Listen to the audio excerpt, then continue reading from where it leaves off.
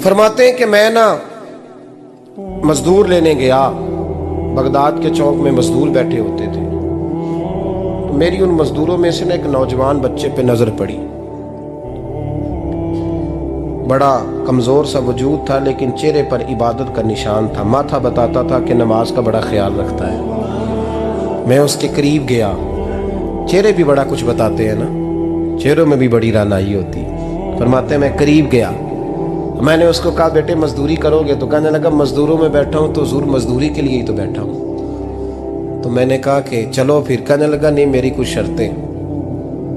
मैंने कहा बताओ? कहने लगा पहली शर्त यह है कि लोग 4 दिनार दिहाड़ी लेते हैं, मैं 3 दिनार लूँगा। मैंने कहा यार भाई तो बड़ी बेहतरीन है, बाकी भी इस तरह की रख ले। उसने कहा हुजूर दूसरी शर्त यह है कि मैं आपकी मुकम्मल बात मानूंगा, लेकिन जब अजान हो जाएगी फिर आपकी नहीं सुनूंगा। तीसरी बात उसने ये की कि हुजूर मैं आपके घर में काम करूंगा पर आपके किसी सवाल का जवाब नहीं दूंगा। कहते मैंने कहा यार तू बड़ा अजीब है, शर्तें तो मालिकों की होती हैं। कहने लगा जी बहरहाल मैं शर्तें लगा के जाता हूँ। फरमाते मैं उसे घर ले आया, काम मैंने उसको बताया तो जो काम मजदूर सारे दिन में करता है ना, उसने 2 घंटे में ही कर दिया। हमारे मजदूर सिगरेट पीने में भी तो आधा घंटा लगाते हैं, वो चाय पीने जाएं तो पौना घंटा। वहां उनको भी तो दयानतदारी करनी चाहिए कि नहीं करनी चाहिए? ने मुआहदा किया है ना जी, तो पूरा उतरना चाहिए ना। कहते 2 घंटे में। अब काम जब बंदा शुरू कराता है तो काम और निकल आता है। कहते काम मैंने उसको और बता दिया, वो करने लगा। उसने मिट्टी निकाल के रखी थी बाहर रास्ते में, तो अजान हो गई जोर की। उसने वहीं कुदाल छोड़ी कही और चलने लगा। तो मेरा बेटा कहने लगा इसको जरा बराबर कर दो। कहने लगे चुप कर जा, तेरे बाप से बात हुई थी, जब अजान होती है तो मैं किसी और की नहीं सुनता, सिर्फ अल्लाह रसूल की सुनता हूँ। कहते मस्जिद चला गया, नमाज पढ़ के आया तो दोपहर का वक्त था। मेरी बीबी कहने लगी इसको को खाना खा ले। कहते हमने कहा खाना खा लो। तो कहने लगा मैंने रोज़ा रखा हुआ, रमज़ान भी नहीं था, नफली रोज़ा रखा हुआ। फरमाते हैं शाम हुई, मैंने 3 दिनार दिए। तो मैंने कहा तेरा नाम क्या है? कहने लगा मैंने आपसे कहा था मैं किसी सवाल का जवाब नहीं दूंगा। तो वो चला गया। अगले दिन मैं फिर लेने गया उसे, काम कुछ और निकल आए। तो लोगों ने बताया वो सिर्फ हफ्ते वाले दिन आता है।